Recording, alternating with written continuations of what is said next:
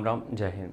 देखो, कहा ही जाता है कि भारत एक सेकुलर कंट्री है, लेकिन हम नहीं मानते हैं। मतलब कि हम कोई ऐसा युद्ध नहीं कराना चाहते, हम जो भी चीज़ हम नहीं मानते कि भारत एक सेकुलर कंट्री है। सेकुलर कंट्री अगर होती तो ये जो कल एक बयान आया था स्टालिन का कि सनातन एक कोरोना है, मलेरिया है, डेंगू है, कल एक और आए कोई महानुभाव वो कहते हैं कि HIV है सनातन। अगर सेकुलर कंट्री होती है तो ये जो चीज़ें बोली गई हैं इसके ऊपर भी इतना विद्रोह करते दूसरे लोग भी, समझ रहे हो, दूसरे लोग की, दूसरी जाति के धर्म के लोग भी, कि ऐसा क्यों बोल दिया किसी भी धर्म के बारे में। अगर ये लोग भी आवाज़ उठाते तो हम मानते वाकई में सेकुलर है, सब एक दूसरे का सोचते, लेकिन ऐसा नहीं है और दूसरे खुशी हो रहे होंगे।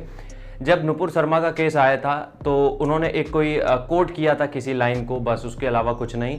उसके बदले में जो इसके रिप्रिकॉशन हुए थे वो ये हुए थे कि सुप्रीम कोर्ट तक आ गया था, बीच में पूरा देश उथल पुथल मच गई थी, यहाँ तक कि जो हिंदू थे वो भी नुपुर शर्मा के खिलाफ खड़े हो गए थे। ठीक है, अब जब यहाँ पे इतनी तगड़ी बात बोलती, वो तो एक लाइन थी कहीं की, ये तो इतनी घटिया बात बोली है, उसके बाद भी किसी एक, मतलब समझ रहे हो कितनी शांति है, सन्नाटा है। और यही जो सन्नाटा पसरा है चारों तरफ, इसी वजह से पहले भी आक्रमण हो चुके हैं।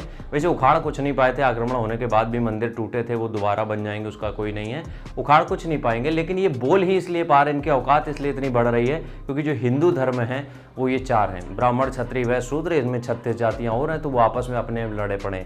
जब तुम अपने में लड़े पड़ो रहोगे तो जाहिर सी बात है कोई कुछ भी मुंह उठा के बोलेगा। यहाँ पे दिक्कत इस स्टालिन से नहीं है, ए राजा से नहीं है, कोई दिक्कत नहीं है, वो लोग चिल हैं आराम से। उन्होंने, वो तो माफ़ी भी नहीं मांग रहे, वो तो कह रहे हैं हम जो बोल रहे हैं उसके पीछे हम स्टैंड ले रहे हैं, बिल्कुल सच है, क्योंकि उनको ही पता है उनकी औकात नहीं है कुछ भी करने की। या फिर अब आज के टाइम पे तो सनातन धर्म को ऊपर बोल दिया, वो पता नहीं कैसे सब शांत हैं, वरना आगे चल के इनकी कोई औकात नहीं बचेगी ये सब बोलने की।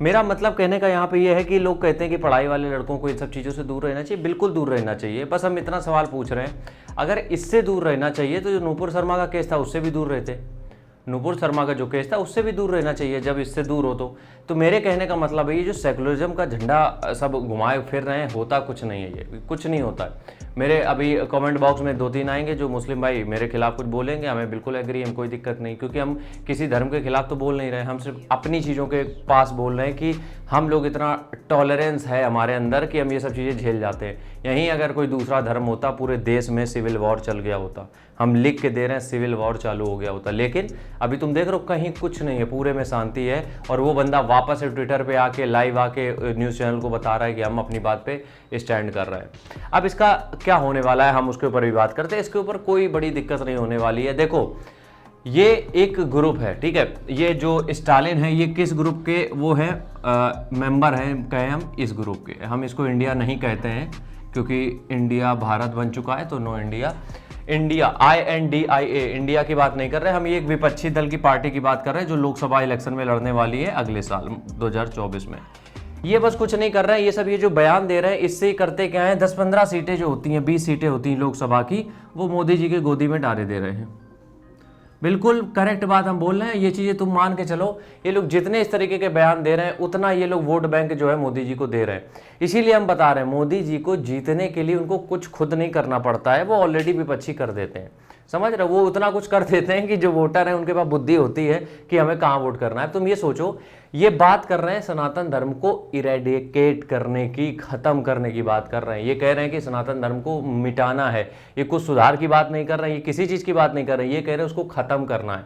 तो अब एज अ सनातनी जो भी हैं देख रहे हैं, उनको ये फील होता है कि अगर इस पार्टी को हमने वोट किया तो है तो पूरा एक ही ग्रुप, INDIA है तो पूरा एक ग्रुप, तो ये है तो उसी के मेंबर, तो अगर हमने इस पर्टिकुलर ग्रुप पे वोट किया तो इसका मतलब ये है कि हम सनातन धर्म के खिलाफ वोट कर रहे हैं। सीधी सी बात ये है, क्योंकि कब मोदी विरोधी होते होते ये लोग धर्म विरोधी, देश विरोधी हो जाते हैं, पता नहीं चलता है। फिर बाद में एक लाइन आती है कि मोदी विरोधी का मतलब देशद्रोही है, ऐसा नहीं है। तुम लोग बातें इस तरीके की करते हो, समस्या ये है। तो अब डिसाइड जनता करेगी चुनाव में, दैट्स इट। इसके इसीलिए कुछ बवाल नहीं हो रहा है क्योंकि उनको पता है 2024 में उनको क्या करना है। और ये जो बयान आते हैं, ये मोदी जी तो सोच रहे होंगे कि क्या ही काम कर दिया इन्होंने, मेरा तो आधे से ज़्यादा काम यही करे दे रहे हैं। ठीक है, तो ज़्यादा चिंता लेने की जरूरत नहीं है, बस खुद को थोड़ा सा इतना मजबूत बनाओ कि कोई कुछ भी आके ये सब ज्ञान ना पेल के जाए, बातें पेल के जाए। आज इनकी इतनी औकात इसलिए हो रही क्योंकि ये सब हिंदू जो है वो बहुत टॉलरेंस वाले, बहुत टॉलरेट करते हैं चीज़ें। और ये बात किसी दूसरे धर्म के खिलाफ नहीं थी, तो कोई भी फालतू कमेंट करना नहीं, ब्लॉक कर दें, कोई मतलब बनता नहीं। हम कोई ईगो में नहीं है, हम कोई फ्रस्ट्रेटेड नहीं है, गुस्सा भी नहीं, हम तो सही बता रहे हैं, हम गुस्सा भी नहीं जो इन्होंने बात बोली, क्योंकि मंदबुद्धि आदमी क्या मतलब है, इनका चुनाव से कोई लेना देना है नहीं 2024 में, ये बस जितनी पार्टियां हैं उनके लिए गड्ढा खोद रहे हैं और कुछ नहीं। तो बस सबको राम राम, जय हिंद है। और पढ़ाई का चैनल है, हम लोग एज़ यूजुअल पढ़ाई करेंगे। ये एक मैटर आया था सामने तो हमने सोचा बात कर ली जाए। राम राम, जय हिंद।